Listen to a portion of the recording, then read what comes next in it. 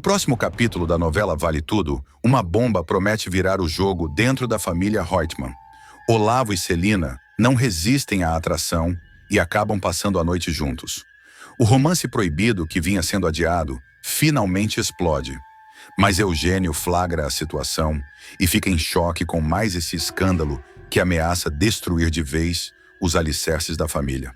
Enquanto isso, Odete se vê cercada por inimigos e escândalos. Uma reportagem venenosa vem à tona, expondo todos os homens com quem ela já se envolveu. A empresária, acostumada a controlar tudo com punho de ferro, sente o baque. O conselho da TCA pode usar essa mancha em sua vida pessoal como arma para afastá-la do poder. Antes de continuar, clique no botão de gostei, se inscreva no canal e comente de qual cidade você assiste a novela. Marco Aurélio, por sua vez, decide dar as cartas. Ele enfrenta Odete de igual para igual, exigindo uma participação maior nos lucros da empresa e deixando claro que não aceitará mais ser tratado como um simples figurante. A altivez da megera não a impede de perceber que o executivo guarda segredos capazes de virar a balança dentro do grupo Reutemann. No meio desse vendaval, Marina age como oportunista. Com frieza, vende para Maria de Fátima a fofoca de que Olavo está envolvido com Celina. A informação se torna munição para a ambiciosa jovem, que pretende usá-la para manipular César e ganhar espaço nos bastidores da família. Mário Sérgio acrescenta mais lenha na fogueira ao alertar Odete de que a matéria comprometedora não veio da imprensa livre, mas foi plantada por alguém da própria diretoria da TCA. A desconfiança começa a corroer os corredores do poder, e a vilã passa a farejar traições dentro da própria casa. E para fechar, Maria de Fátima mostra até onde pode ir em sua escalada social. Humilhada e aos prantos, se ajoelha diante de César, implorando por uma chance de voltar a ocupar um lugar de destaque nesse tabuleiro marcado por paixões, vinganças e ambição sem limites. O relacionamento entre André e Aldeide entrará em sua primeira e mais turbulenta fase.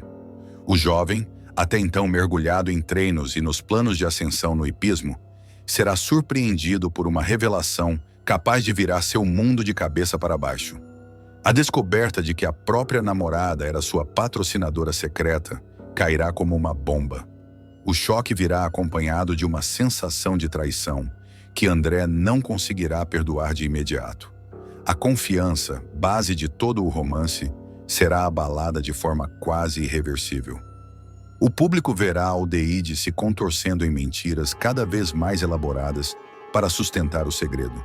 Ela inventará contatos fictícios, alegará conhecer investidores interessados em apoiar a carreira do namorado e até chegará a ensaiar explicações frias sobre o dinheiro que misteriosamente chegava até ele.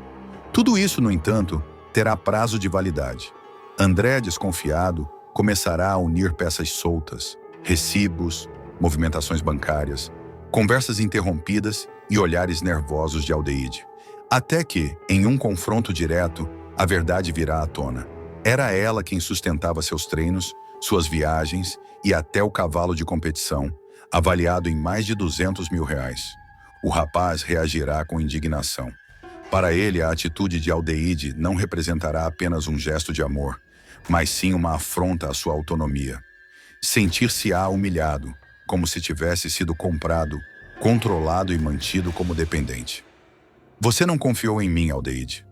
Você preferiu me manipular pelas sombras, como se eu fosse incapaz de conquistar nada sozinho. Disparará, com lágrimas nos olhos e voz embargada. A cena será intensa, marcada por gestos bruscos, olhares carregados e o silêncio pesado de Aldeide, incapaz de se defender diante da dor do amado. Atordoado, André decidirá romper de vez o relacionamento. O jovem fará as malas e voltará para a casa dos pais, abandonando não apenas a namorada, mas também o torneio de hipismo para o qual vinha se preparando havia meses. A decisão soará como um grito de independência, mas também como uma fuga de suas próprias fragilidades.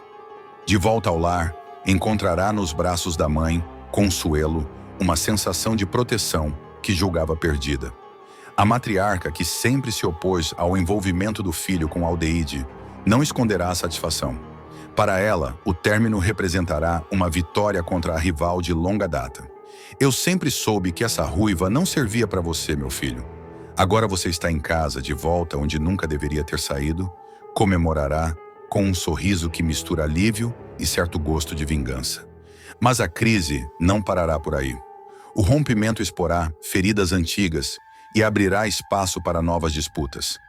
André, mesmo magoado, não conseguirá apagar da mente a intensidade do amor que sente por Aldeide. Ao mesmo tempo, se verá consumido por dúvidas. Teria ela agido por egoísmo ou por devoção? A relação que parecia sólida se fragmentará em contradições dolorosas. Enquanto isso, Aldeide mergulhará em desespero.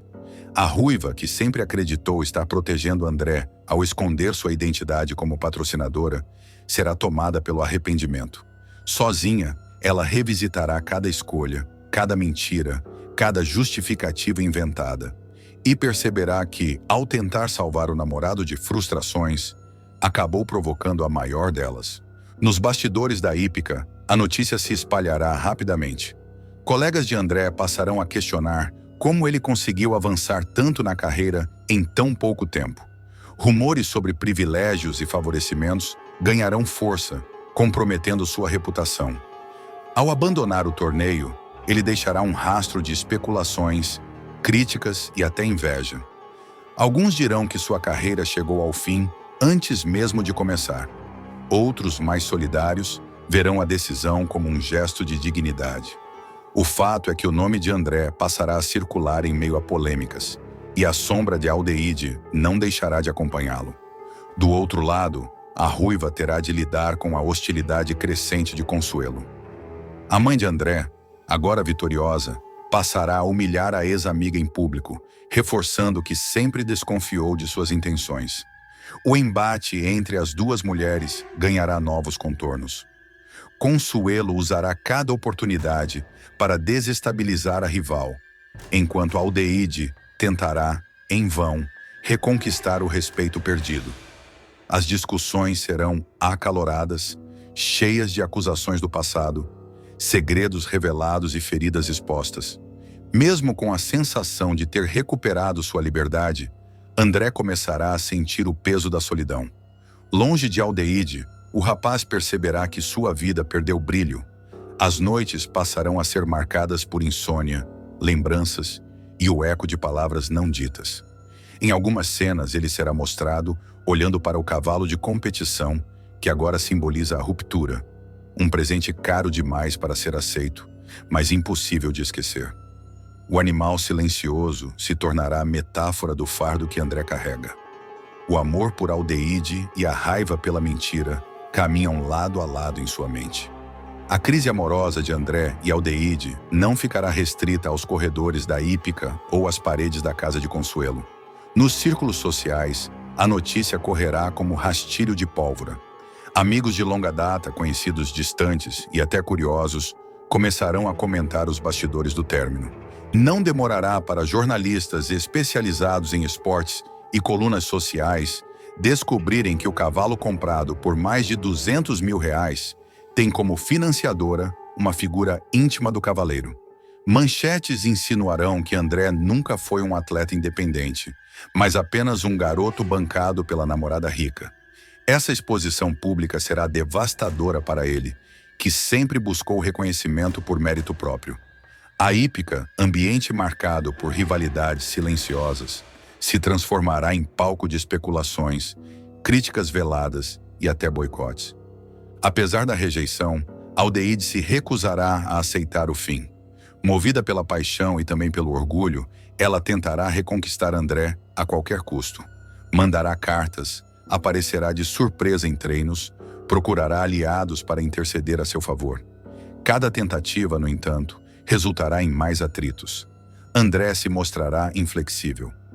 Você destruiu a confiança que eu tinha em você. Não adianta tentar apagar o que já foi feito. As lágrimas de Aldeide contrastarão com sua determinação em não perder o amor que acreditava ser definitivo. Consuelo, por outro lado, se sentirá triunfante, mas sua vitória trará um gosto amargo. Ela finalmente terá o filho de volta ao lar, mas perceberá que ele está diferente. mais frio, mais sombrio, tomado por dúvidas. O jovem que antes sonhava alto agora se mostra retraído, e a mãe, aos poucos, se dará conta de que talvez a felicidade de André não esteja em sua presença, mas justamente ao lado da mulher que tanto despreza.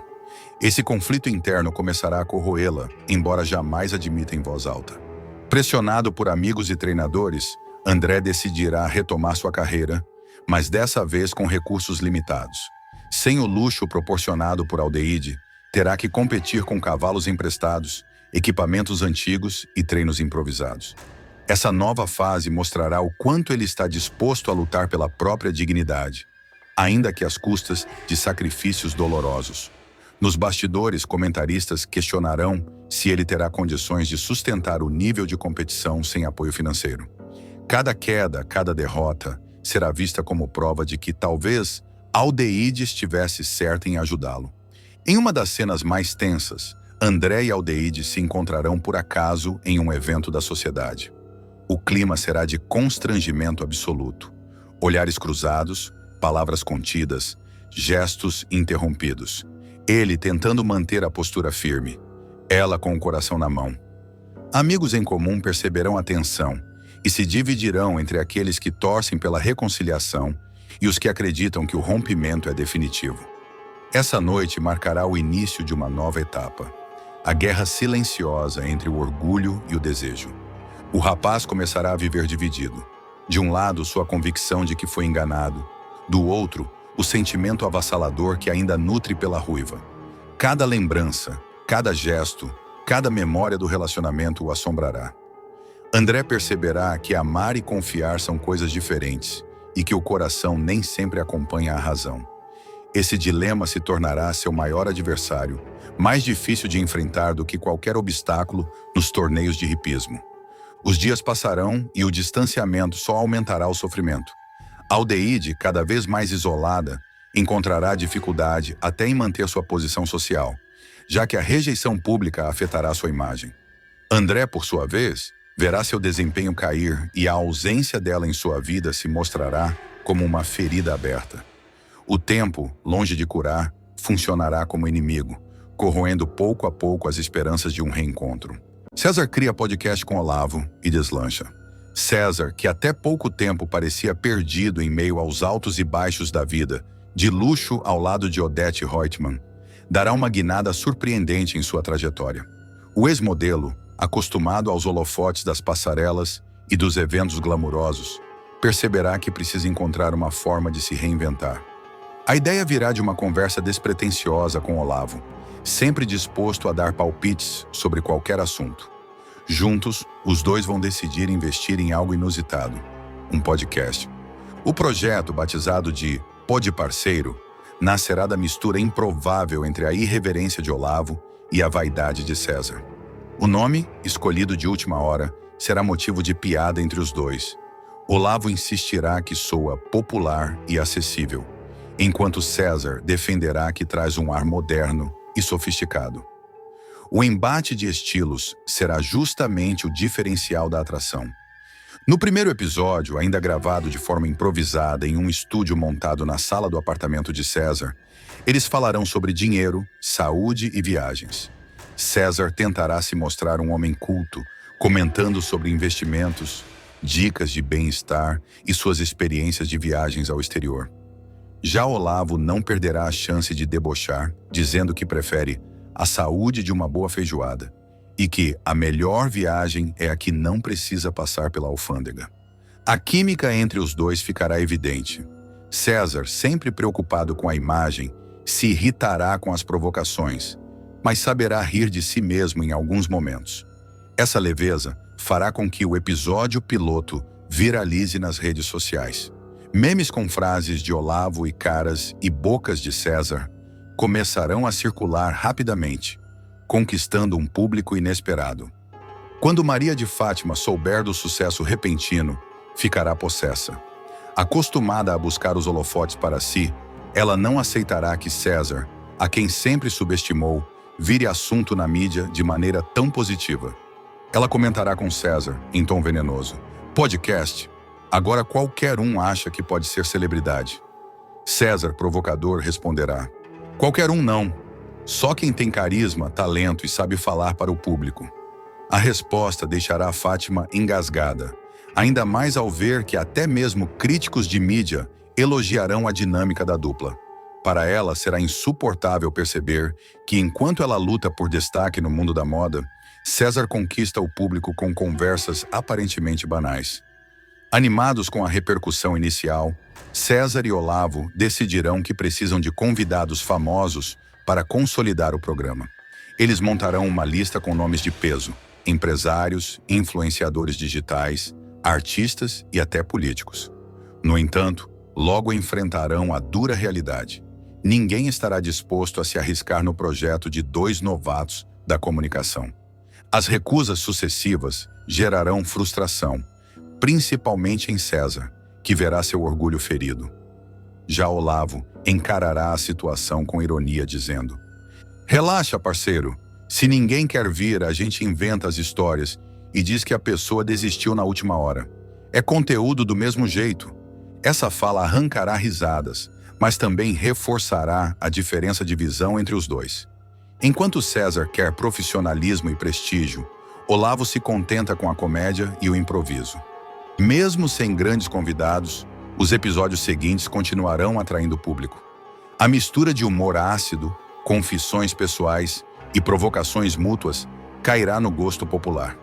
César falará de sua experiência como modelo em Paris e Olavo retrucará: Paris! Eu já fui para Paris, sim. Paris dos Patins, na Zona Norte. A cada edição, bordões surgirão e serão repetidos nas redes sociais. Internautas criarão hashtags como Team César e Team Olavo, transformando o podcast em um verdadeiro fenômeno.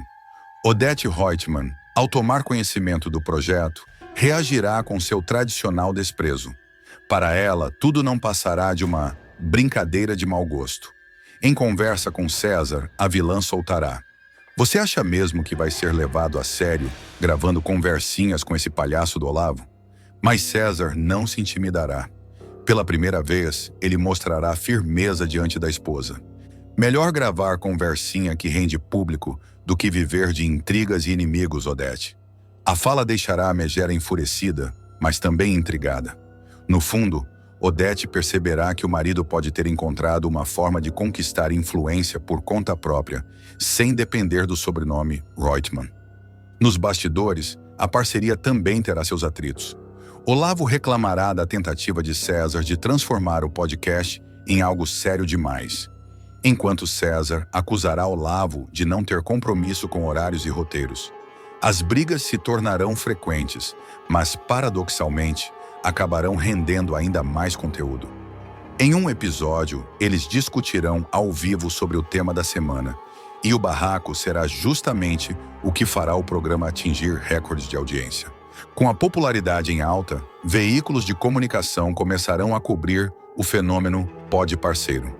Programas de TV exibirão trechos engraçados, colunas de fofoca destacarão as provocações de Olavo, e até jornalistas sérios comentarão sobre a ascensão inesperada de César no mundo digital. Maria de Fátima, mais uma vez, não suportará ver os holofotes se voltarem para o ex. Ela tentará difamar o projeto, espalhando que César e Olavo compraram seguidores e manipulam números de audiência. Mas em vez de derrubar a dupla, a polêmica só aumentará a curiosidade do público. O que começou como uma experiência despretensiosa se transformará em algo maior. César começará a receber convites para participar de eventos e palestras sobre comunicação e imagem pública. Olavo, por sua vez, será chamado para programas de auditório, onde sua língua afiada renderá momentos de humor. Aos poucos, o podcast deixará de ser apenas um passatempo para se tornar uma plataforma de poder e influência, colocando César em uma posição que ninguém imaginava, a de formador de opinião. Quando já estavam quase desistindo da ideia de trazer grandes nomes, César e Olavo receberão uma ligação inesperada. Um ator de novela disposto a participar como primeiro convidado especial. O episódio será um verdadeiro marco, elevando o Pod Parceiro para outro patamar. As perguntas ousadas de Olavo e as tentativas de César de manter um clima elegante acabarão gerando momentos hilários, que circularão em cortes pelas redes sociais. O sucesso fará outros famosos reconsiderarem. Logo, eles terão uma lista de espera para participações.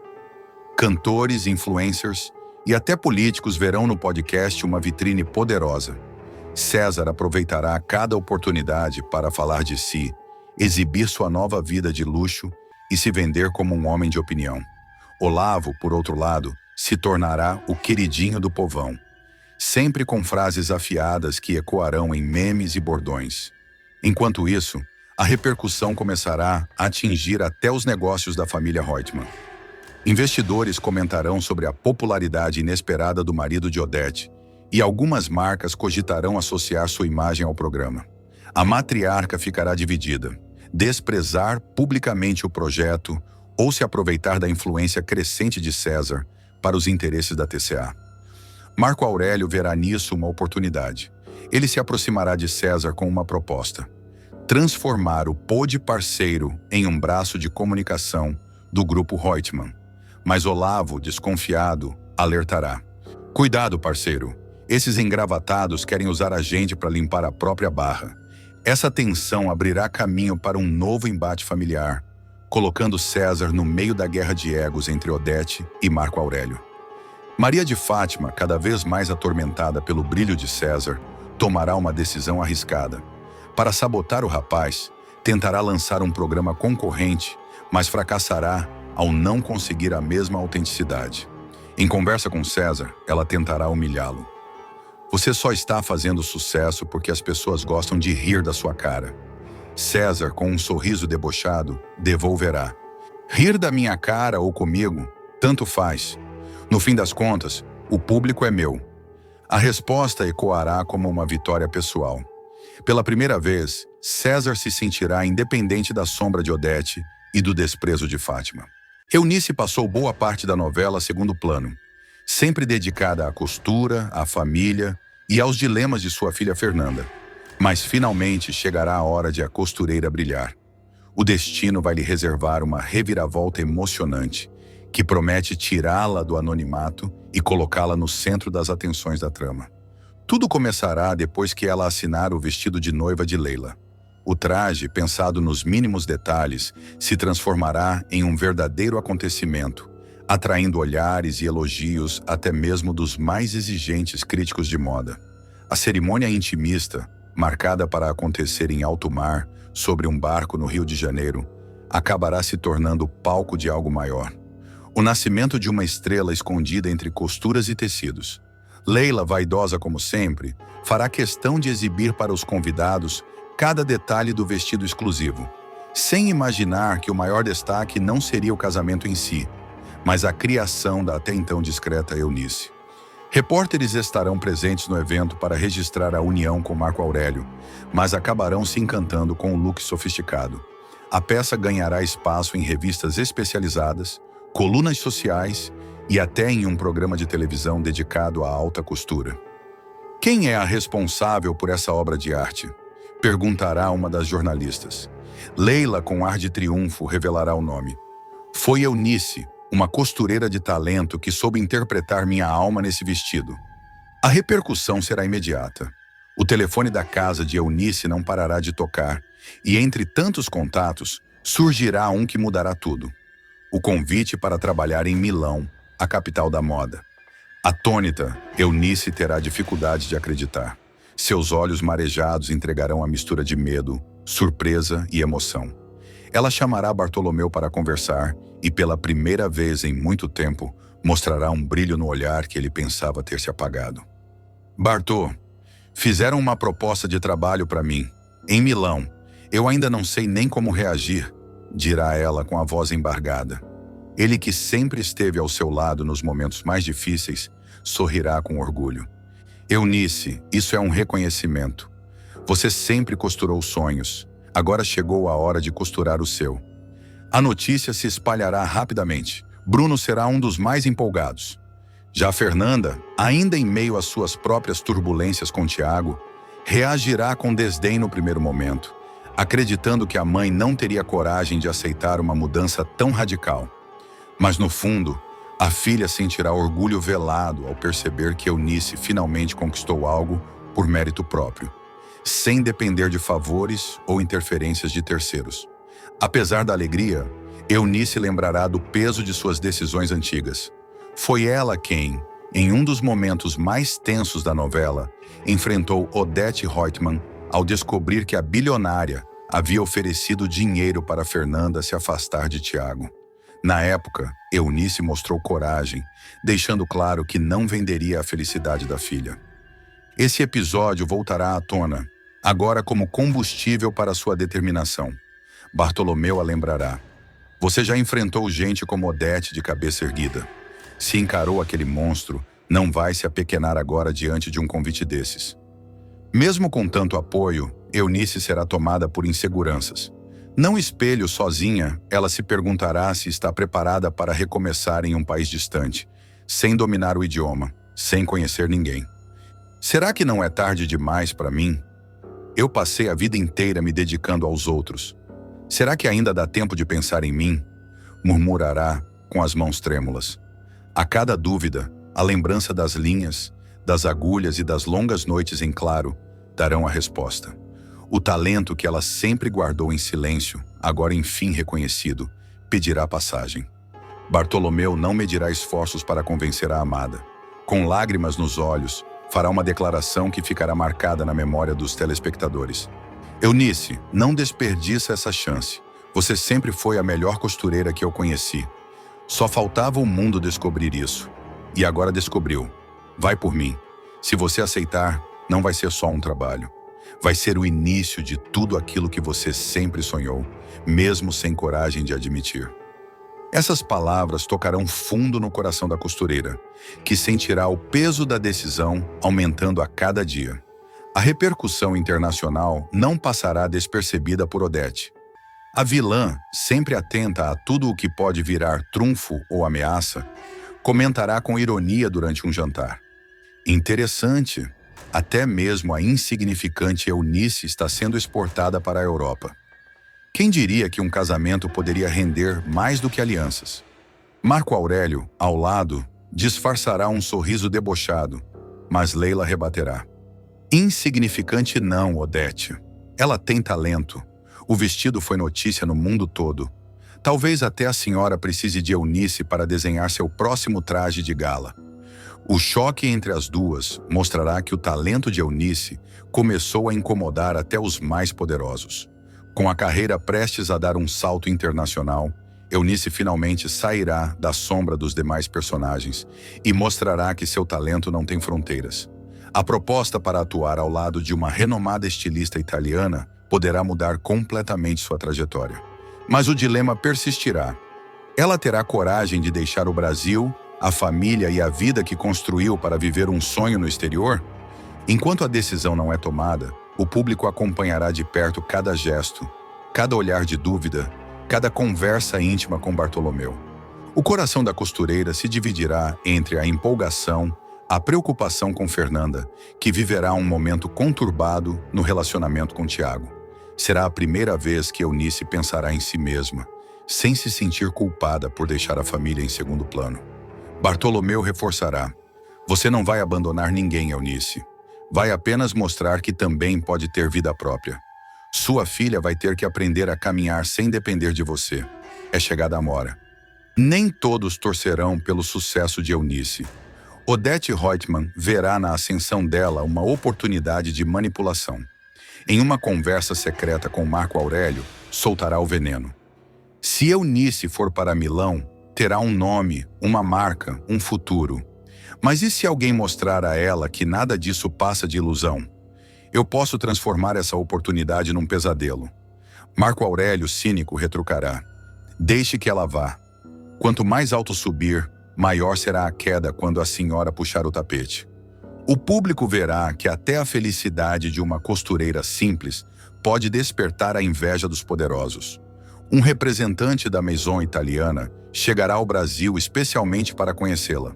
O encontro acontecerá em um restaurante elegante e Eunice, tímida, ficará sem saber como se portar diante de tanta formalidade. O estrangeiro será direto. Senhora Eunice, Milão precisa de mulheres como você. Criatividade, autenticidade, coragem. Sua assinatura pode estar em nossas próximas coleções. Bartolomeu segurará a mão dela sob a mesa, transmitindo segurança. O olhar do casal revelará que a escolha está prestes a ser feita. De volta para casa, Eunice se trancará. Entre tecidos, linhas e manequins, ela terá um momento de intimidade com seu próprio sonho. Em voz baixa, quase como uma oração, dirá: se eu for, será para honrar cada noite em claro, cada ponto que dei com esperança. Não quero ser só uma costureira, quero ser lembrada. Tudo estará pronto para a resposta definitiva. A mesa da sala será preparada para um jantar em família, onde Eunice anunciará sua decisão. Bartolomeu e Fernanda estarão presentes.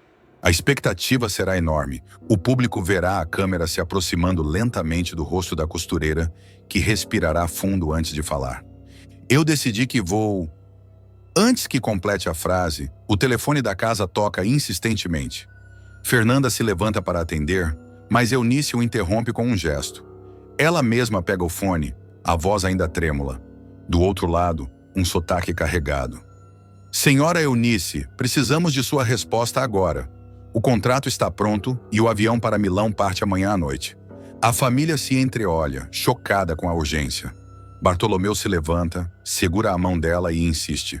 É a sua hora, Eunice. Não deixe escapar. Fernanda, nervosa, rebate. E se nunca mais voltarmos a ser uma família? E se ela for embora e tudo acabar? As lágrimas de Eunice escorrem silenciosas. A câmera fecha em seu rosto, dividido entre o sonho e o medo. Ela olha para o telefone, respira fundo, mas não responde. A vingança de Ivan contra Odete Reutemann vai se transformar em um verdadeiro terremoto que abalará os alicerces do poder da bilionária. A trama ganhará contornos intensos, com cada passo meticulosamente arquitetado para devolver à vilã tudo o que ela fez de pior. A prisão injusta de Ivan, orquestrada pelas manipulações de Odete, será o combustível para um acerto de contas que promete estremecer a alta sociedade. Ivan, agora em uma nova fase da vida, terá estruturado a empresa de turismo inclusivo Mundo para Todos, um projeto que nasceu do zero, com esforço e dedicação. Durante uma conversa íntima com Raquel, ele desabafará. Raquel, a gente conseguiu dar a volta por cima, mas ainda tem algo aqui dentro que não me deixa em paz. A Odete, ela destruiu minha vida, me jogou atrás das grades como se eu fosse lixo. Eu não vou descansar enquanto não ver ela pagando. Raquel, firme, responderá que entende a dor dele, mas que teme pelo preço dessa vingança. Ivan, porém, estará determinado. Eu não quero só vingança, Raquel. Eu quero justiça e vou arrancar a máscara daquela mulher na frente de todo mundo. Será então que Freitas entrará em cena, com seu jeito cauteloso, mas estratégico. Ele terá vasculhado pastas de Marco Aurélio e encontrado documentos comprometedores. Em um encontro reservado, entregará a Ivan um envelope pesado, quase como se fosse uma arma. Aqui está o que você precisa. Essas provas podem derrubar Odete, mas cuidado, Ivan. Se você mexer com ela, é guerra declarada. Ivan abrirá o envelope, os olhos brilhando de satisfação ao ver contratos falsificados, transações ilícitas e relatórios adulterados. Era a chave que precisava para virar o jogo. É isso, Freitas. Agora a rainha vai conhecer o gosto da lama. Pouco depois, Ivan acionará jornalistas influentes, montando uma estratégia para soltar uma bomba na imprensa. A matéria revelará esquemas obscuros da TCA, diretamente ligados a Odete, jogando seu nome na lama e provocando escândalo nos noticiários. A alta sociedade, antes reverente, passará a comentar pelas esquinas, salões de beleza e reuniões de diretoria. Será que Odete não é tão poderosa assim? Será que ela vai cair? E a vilã, que sempre caminhou imponente, começará a sentir o peso do cerco se fechando. Na mansão dos Reutemann, o clima será de caos. Eugênio mostrará as manchetes, Celina ficará em choque e Heleninha tentará processar o que está acontecendo. Já Afonso, abalado, enxergará no escândalo uma fresta de liberdade. Odete, furiosa, jogará um vaso de cristal contra a parede, gritando: Ivan, esse bastardo vai se arrepender de ter mexido comigo. Mas pela primeira vez, sua voz tremerá. A máscara de invencível começará a rachar. E a justiça não tardará. Com as provas em mãos, Ivan conseguirá anular as acusações contra si. A polícia, munida dos novos documentos, baterá à porta de Odete. A cena será simbólica. A poderosa senhora, algemada diante dos flashes, sendo levada para trás das grades. Humilhação pública, queda vertiginosa e a certeza de que Ivan não apenas sobreviveu, mas se ergueu mais forte do que nunca. O desfecho dessa vingança virará um espetáculo de poder, vaidade ferida e humilhação pública. Ivan não se contentará apenas em limpar o próprio nome. Ele fará questão de mostrar que Odete Reutemann, a mulher que sempre se considerou intocável, pode sim ser derrubada. Os jornais sensacionalistas vão estampar manchetes em letras garrafais. Rainha dos negócios, acusada de fraude. Programas de TV reproduzirão imagens de Odete sendo levada por policiais, e cada segundo do escândalo viralizará entre empresários e políticos. O poder dela, sustentado pela imagem impecável, começará a ruir diante da opinião pública. A repercussão atingirá até os mais próximos. Marco Aurélio entrará em pânico, temendo ser arrastado junto para a ruína. Fátima, em choque, tentará se afastar da sombra da mãe poderosa que sempre admirou. Celina encontrará forças para debochar. Você sempre disse que nada poderia abalar a sua reputação, Odete. Pois agora o mundo inteiro está vendo quem você realmente é. Na delegacia, em uma sala fria, Odete exigirá falar com Ivan. Ele aceitará o encontro, não para ouvir, mas para cravar a vitória nos olhos dela. Você achou que podia me destruir, Odete, mas quem caiu foi você. Não se iluda, Ivan, retrucará ela, com o olhar de fúria misturado ao desespero. Eu sempre volto. Sempre. Dessa vez, não. Você vai sentir o gosto do fundo do poço e eu vou assistir de camarote. O silêncio que seguirá será mais devastador do que qualquer palavra. Enquanto Odete estiver atrás das grades, a mansão se tornará um campo de batalha. Eugênio dirá que não suporta mais a vergonha. Afonso respirará aliviado, como se fosse a primeira vez que tivesse espaço para existir sem a sombra da mãe. Heleninha, emocionada, confessará a Raquel. É estranho dizer isso, mas é como se finalmente eu tivesse paz. Mas ninguém confiará que Odete ficará muito tempo fora de cena. Ivan, por sua vez, viverá a glória de sua vingança. Sua empresa, Mundo para Todos, atrairá investidores que antes o evitavam, e ele será recebido como exemplo de superação. Raquel orgulhosa dirá: você não só venceu, Ivan, você provou que a verdade pode ser mais forte do que qualquer poder corrupto. Ele sorrirá, mas com a sombra de quem sabe que essa guerra ainda não terminou. Porque Odete, mesmo humilhada, mesmo derrotada, ainda respirava, e com ela, o risco de um contra-ataque imprevisível. Enquanto Odete estiver presa, Marco Aurélio viverá noites de insônia. Ele andará de um lado para o outro em seu escritório, destruindo papéis, rasgando contratos e jogando uísque no copo sem parar. A cada telefonema, a cada batida na porta, ele imaginará que é a polícia chegando para levá-lo também. Essa maldita caiu! E se eu for o próximo? Resmungará, olhando pela janela. Em um surto de desespero, ele chegará a ligar para Odete, mas a ligação será recusada. A sensação de abandono será sufocante. Freitas, astuto, assistirá de longe, percebendo que tem a faca e o queijo nas mãos. Ele começará a anotar cada movimento, pronto para usar as fraquezas do executivo no momento certo. Maria de Fátima, que sempre se gabou do sobrenome Reutemann, passará a sentir vergonha. Tudo o que conquistei, tudo o que lutei, virou pó por causa dela. Mesmo assim, no fundo, ainda buscará uma forma de se beneficiar da situação. Para Fátima, até a queda de Odete poderia ser transformada em trampolim. Celina o apoiará, mas Heleninha se mostrará insegura, temendo o retorno da mãe e o acerto de contas que virá. Ivan, no auge da vitória, não parará por aí. Ele marcará uma coletiva de imprensa para reforçar sua inocência e denunciar os métodos sujos da TCA. Diante dos repórteres, olhará fixamente para as câmeras. Eu fui condenado injustamente. Passei meses atrás das grades, mas agora todos sabem quem é a verdadeira criminosa. Odete Reutemann não está acima da lei. As palavras ecoarão como uma sentença. O público aplaudirá e Raquel, ao lado dele, enxugará discretamente uma lágrima de orgulho. Odete Reutemann não dá ponto sem nó. A megera vai provar mais uma vez que no jogo de poder, ela sempre faz a última jogada. Depois de descobrir pelas mãos de Afonso que Marco Aurélio vinha desviando dinheiro da TCA e utilizando a clínica de estética de Leila como fachada, Odete vai se armar de informações e colocar a rival na linha de fogo da Polícia Federal. A sequência começa com a Dondoca disfarçando interesse no negócio de Leila. Com um sorriso venenoso, Odete visita a clínica, percorre os corredores impecavelmente decorados e lança comentários aparentemente inocentes. Leila, minha querida, que luxo! É impressionante como você conseguiu erguer tudo isso em tão pouco tempo. Quem diria, hein? De uma vida de futilidades a uma empresária bem-sucedida. Leila, lisonjeada, sorri sem perceber a armadilha que se arma diante de seus olhos. Mas Marco Aurélio, atento, começa a suar frio. Ele sabe que aquela admiração escondia algo mais. De volta à mansão, Marco Aurélio desabafa com Freitas, seu fiel escudeiro. Ela tá sabendo de alguma coisa.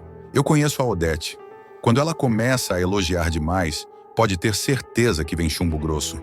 Freitas, pragmático, avisa que os rumores de uma operação da Polícia Federal estão circulando entre os contatos. Dizem que a clínica da Leila está na mira. Se essa batida acontecer, vai ser difícil segurar a barra, doutor. Marco Aurélio empalidece. A Essenza, criada para parecer um negócio rentável e respeitável, nada mais era que um ralo por onde escorriam os milhões desviados da TCA. Se a PF entrasse no local, contratos fictícios, notas frias e transferências cairiam como um castelo de cartas. Em uma reunião do conselho da TCA, Odete decide atacar com sutileza. Ela abre a pauta falando de saúde, estética e bem-estar, tecendo elogios à empreendedora Leila. O tom é cínico, mas o recado é claro. Todos devem saber que há algo de podre por trás da fachada luxuosa.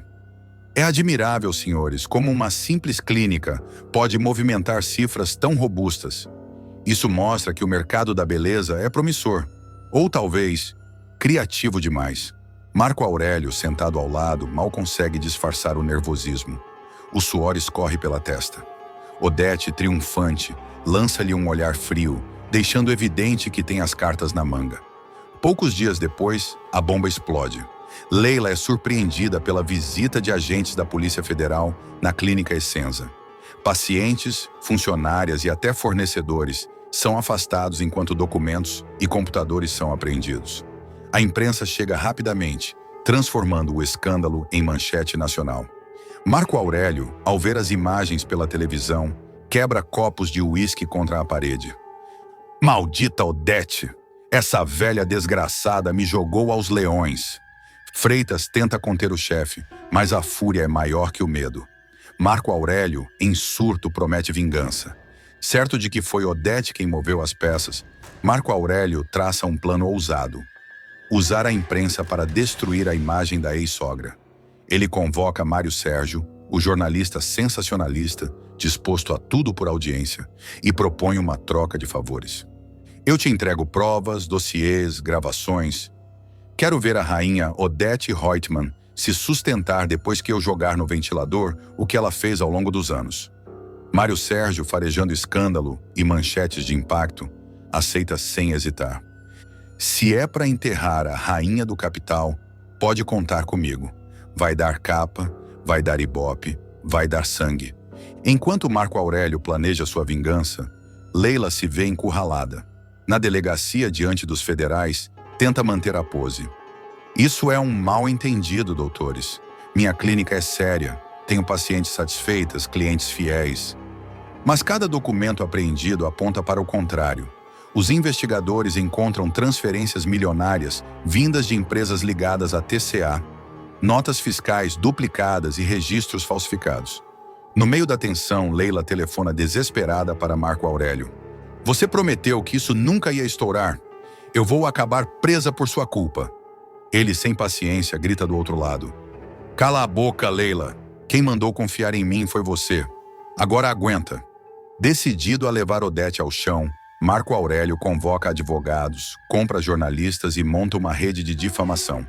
Ele promete entregar segredos antigos, contratos sujos, propinas, subornos e até os métodos usados por Odete para manipular acionistas da TCA. Freitas, preocupado, ainda alerta. Doutor, a senhora Odete não é mulher de cair fácil. O senhor pode sair pior do que entrou. Marco Aurélio retruca, furioso. Pior do que já tô, só se for preso. E se eu for pro buraco, vou puxar a Odete comigo. Os próximos capítulos vão mostrar a pressão aumentando em cima de Leila. A cada dia surgem novas provas de que a Clínica Essenza era apenas uma fachada para os esquemas de Marco Aurélio. Agentes da Polícia Federal interceptam ligações, quebram sigilos bancários e encontram depósitos vultosos vindos de contas no exterior. Leila começa a perder o sono, passa noites em claro e chega a aparecer em público visivelmente abatida. O que antes era glamour e ostentação vira sinônimo de decadência. Na mansão Reutemann, Odete acompanha as manchetes com taças de champanhe na mão. A megera lê em voz alta as reportagens para César e Afonso, saboreando cada linha que coloca Leila como a socialite do crime. Afonso, ainda ressentido com as tramóias de Marco Aurélio, confirma à mãe que a justiça está no caminho certo, mas demonstra preocupação com o escândalo que respinga na TCA. Odete, fria como sempre, rebate. Se há sujeira, é porque alguém permitiu. Eu apenas limpei a casa. O impacto da investigação chega rapidamente ao círculo social de Leila. Amigas desaparecem, convites para festas somem, clientes abandonam os pacotes de estética. A loira tenta manter a pose, mas é vaiada ao sair de um restaurante. A imprensa não a poupa. Manchetes falam em musa do colágeno atrás das grades e rainha da estética sob suspeita. Em casa, Marco Aurélio assiste às notícias furioso. Ele culpa Odete, mas também começa a responsabilizar Leila pela exposição. Os dois têm discussões violentas, com gritos ecoando pelo apartamento. Em uma cena tensa, ele chega a empurrar a mulher contra a parede, deixando claro que não pretende afundar sozinho. Se eu cair, você cai comigo, Leila. Não se esqueça disso. Enquanto a Polícia Federal fecha o cerco, Marco Aurélio acelera seu plano de vingança contra Odete. Ele entrega a Mário Sérgio gravações comprometedoras que revelam reuniões secretas da bilionária com políticos influentes. Em troca, exige manchetes que associem Odete à corrupção e tráfico de influência. Mário Sérgio, ávido por escândalos, publica uma série de matérias explosivas. As notícias abalam a imagem da empresária, gerando questionamentos dentro do próprio conselho da TCA. Alguns acionistas começam a murmurar sobre afastamento temporário de Odete, algo impensável até então. Odete, ao perceber a movimentação, convoca seu advogado e traça uma contraofensiva: processar veículos de imprensa, manipular provas e até usar aliados políticos para sufocar a repercussão. Afonso, ao descobrir que Marco Aurélio está por trás das denúncias contra Odete, confronta a mãe. Ele teme que essa guerra de lama coloque em risco não apenas os negócios, mas também a saúde da família. A senhora nunca pensa em parar? Esse ódio vai nos destruir a todos. Odete, com o olhar de ferro, responde: Afonso, quem não sabe atacar, morre devorado. Se Marco Aurélio quer guerra, vai tê-la. Mas não se preocupe, eu nunca perdi uma batalha. Enquanto isso, Leila passa a ser pressionada pelos advogados para colaborar com a polícia. Há rumores de que, se ela delatar Marco Aurélio, pode conseguir redução de pena. A loira se desespera, dividida entre a lealdade ao marido e o instinto de sobrevivência. Em uma madrugada de tensão, Leila é vista chorando sozinha no banheiro, rasgando revistas antigas onde estampava capas de glamour. Entre lágrimas, murmura: como eu fui cair nessa armadilha? Minha vida virou pó,